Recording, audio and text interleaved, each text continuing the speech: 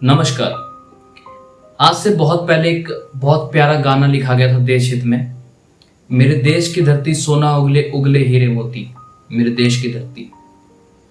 वहां पे सोना गोल्ड को ना बोल के सोना हमारे धरती के उपजे हुए अनाज को कहा गया था। वो अनाज उसे उगाता कौन है? वह किसान। अब बात आती है कि किसान कौन है।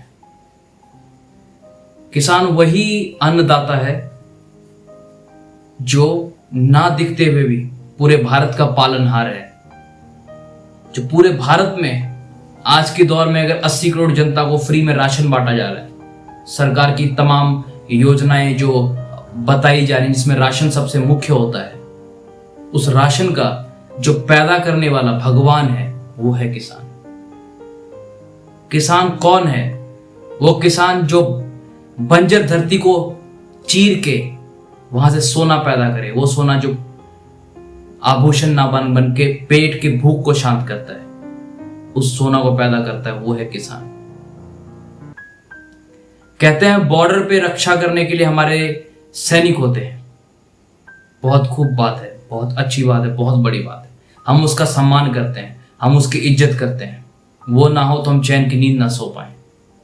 लेकिन अगर किसान देश के अंदर ना हो तो भी हम चैन की नींद नहीं सो पाएंगे। पेट की आग उस बॉर्डर के आग से कहीं भयानक है जो सोने नहीं देगी। लेकिन उस किसान को, उसकी प्रॉब्लम्स को, उसकी तकलीफों को आज कोई देखने वाला नहीं है। ये बहुत तकलीफ देह बात है कि भारत में हर घंटे तकरीबन एक किसान आत्महत्या कर रहे हैं। और जब ये बोल रहा हूं मैं तो मेरा दिल बहुत एक तकलीफ, एक दिल में इतनी एक बात का दबाव महसूस हो रहा है इस बात को बोलते हुए कि वो बयां करने वाली बात नहीं है। अगर आप जो मुझे सुन रहे हैं इस चीज को करीब से देखा होगा तो किसान के चेहरे को आप एक झलक में जरूर देख पा रहे होंगे। थोड़ा अपने दिमाग पे एक पिक्चर बनाइए। वो मैले कुचले कपड़ों में, वो फटी बनियान में, वो बारिश में काम करता किसान, वो धूप में काम करता किसान, इसका शरीर काला पड़ गया उस धूप में काम करता वो किसान।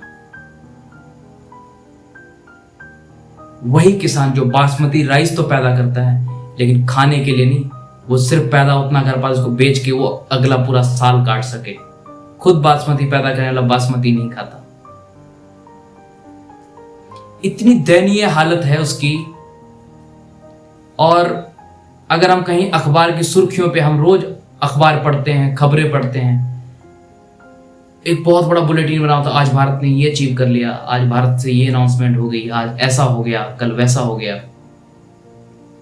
और वहीं पे अगर किसानों की कोई दुर्दशा दिखानी हो तो एक छोटे से कॉर्नर पे एक पिक्चर बनी होती है, उस पे लिखा होता है यहाँ पे किसान ने कर्ज के बोझ के तले दब के आत्महत्या कर ली, या एक दंपत्ति ने आत्महत्या कर लिया, या एक पूरे किसान ने पूरी फैमिली के साथ जहर खा लिया। छोटे से लाइन पे लिखा होता है, उसको हम और आप पढ़ते हैं लेकिन दूसरे ही पल उसको भूल जाते हैं। हम उसको अपने उस पर दिन के एक शेड्यूल में पूरे दिन भी याद नहीं रख पाते हैं। लेकिन वहीं बात कहीं सुपरस्टार, बॉलीवुड स्टार या किसी और तहकमे की बात हो तो वो 2-2, 3-3 दिन, 4-4 दिन सुर्खियों बनी रहती है। इतनी दयनीय स्थिति है महाराष्ट्र की इस वक्त, इतनी दयनीय स्थिति है नॉर्थ के किसानों की, जो नॉर्थ भारत के किसानों की इतनी दयनीय स्थिति हो चुकी है, उसके ऊपर कोई बोलने को तैयार नहीं है, कोई दिखाने को तैयार नहीं है। क्या गलती है इन किसानों की कि वो भारत को पालता है? कोई बुरा नहीं है कहने में को भारत को पालता है, पालता है, वो अन्नदाता है। और वो इतना कर्ज के तले दब चुका है। एक नए जो आंकड़े बताते हैं 2019 के सर्वे के, तकरीबन 52% किसान कर्ज के तले दबे हैं। और हमारे भारत में बड़े बड़े उद्योगपति कई 100, कई 1000 करोड़ रुपए लेके भारत गायब हो जाते हैं। उसको कोई रोकने वाला, कोई टोकने वाला, कोई पकड़ने वाला नहीं है। वो ऐश कर रहे हैं। एग्जाम्पल आपके सामने है, बहुत बड़े बड़े नाम। और कुछ हजार के लिए किसान आत्महत्या कर लेता है। उसकी जिंदगी इतनी सस्ती होनी चाहिए जो हमें पालता है। बहुत ही दयनीय स्थिति है। और अगर हम आज भी सचेत ना हुए तो एक वक्त ऐसा आ जाएगा कि किसान फिल्मों में ही दिखेंगे, पुस्तकों में ही दिखेंगे और हम उसको ढूंढते रहेंगे। अभी भी वक्त है उनके लिए आवाज उठाने का। मैं कहता हूं कि जो हरी सब्जियां मार्केट से लेके आते हैं, जो 40 रुपए किलो, 30 रुपए किलो से कुछ भी कम नहीं है, क्या वही रेट उन किसानों को भी मिलता है? रोज नए रूल और रेगुलेशंस बनते हैं उस किसानों के लिए कि किसानों की तरक्की को बढ़ाई जाएगी, उसके आय को बढ़ाया जाएगा। क्या सच में ऐसा होता है? क्या सच में जो प्याज हम कभी 80 रुपए किलो खरीदते वो प्याज सच में किसान 50 रुपए किलो ही बेचता होगा? इतना बड़ा धोखा क्यों उन किसानों के साथ? क्यों मुनाफाखोरी को एक अलग जगह, एक शय दे के रखा हुआ है हमारे हायर अथॉरिटी के लोगों ने? क्यों उस पर कोई कुछ बोलना नहीं चाहता? क्या किसान सिर्फ फसल को पैदा करता है, उसको बच्चे की तरह पालता है और जब बेचने का वक्त आता है तो उसको कौड़ियों के भाव को बेचना पड़ता है, और आखिरी वक्त पे जब उसके जितना उसने उधार लेके उस खेती को किया होता है, जब चुकाने के पैसे नहीं होते, जब लेनदार वाले आके उसके सर पे खड़े होते हैं, उसको कुछ ऑप्शन नहीं दिखता और वो आत्महत्या कर लेता है।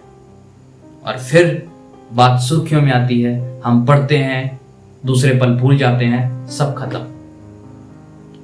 इस कठोर सत्य पे हमें कब जवाब मिलेगा? कब इसका एक परमानेंट सॉल्यूशन हमें गवर्नमेंट की तरफ से मिलेगा? ये सिर्फ कागजों पे दिखेंगे या सच में ऐसा होगा? केरला, कर्नाटका, महाराष्ट्र, इन तीनों जगह की अगर बात करें तो इतनी बुरी हालत हो रखी है कि जो वर्णन करने के लायक नहीं है। और अगर आज के दौर में हम एक नए लॉ के तहत डायरेक्ट सुविधा किसानों को नहीं दे पाए तो इतनी बड़ी आबादी और इतने बड़े लोकतंत्र पे ये धब्बा होगा जो आने वाले वक्त पे हम सब पे एक कर्ज बन के हमारे सामने से गुजरेगा। और हमारे पास इसका जवाब देने के लिए भी एक सिंगल वर्ड नहीं होंगे।